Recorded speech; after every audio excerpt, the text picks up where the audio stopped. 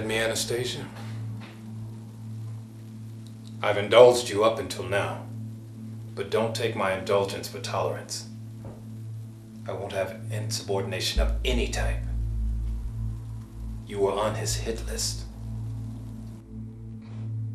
I never had a chance.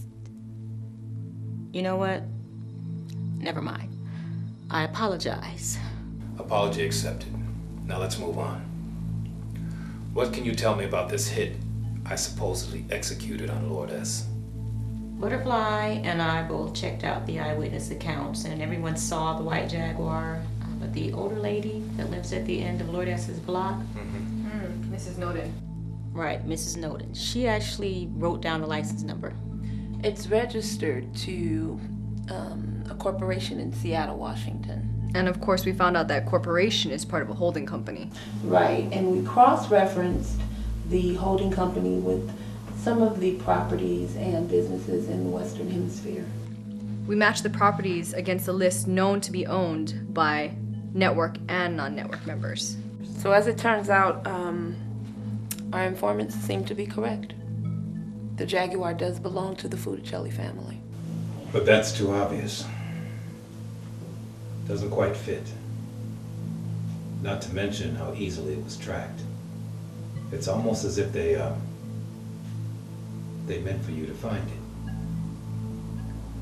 You know, this has setup written all over it. It would seem so, but we're not taking anything at face value. I mean, we are looking further into it. Are there any more theories? Well, I ran this past Butterfly, and she disagreed. But do you think it was Lord S's gang who actually set him up? As I informed Nasty, Anastasia, I've already checked into it. Lord S has assured me that neither he or his men would do such a thing. Well, with all due respect, Butterfly, I really don't think Lord S would come out and admit to you that he engineered a hit against himself. Why would you believe him? Exactly. I mean, why stage such an elaborate plan and then turn around and just admit it? He's not that stupid. You're not listening to me. What I am saying is, Lord S did not contract a hit on himself to implicate Crowne. As you said, he's not that stupid. He actually full-heartedly agrees with our banking system. And what you didn't hear me say, because by then you weren't listening, is what if people, his men, are behind this and not Lord S himself?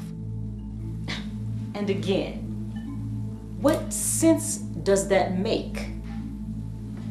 Do I sense a whisper of contempt in your voice? Does the natural paranoia in my consciousness deceive me when I detect just a smidgen of sarcasm in your tone? Does the mere fact that you've allowed yourself to act against the family when you involved yourself with this viper led you to challenge me? Enough.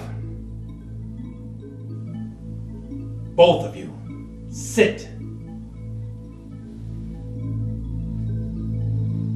How dare you create dissension at this critical point in time?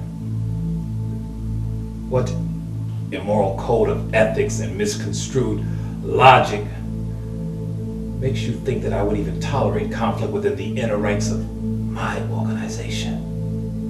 Now, whatever's going on between you two, and I'm not interested in what it is, keep it between the two of you and resolve it at once. I am tempted to kill both of you. And before that temptation becomes irresistible, good day, ladies. Leave my presence. Ye stay.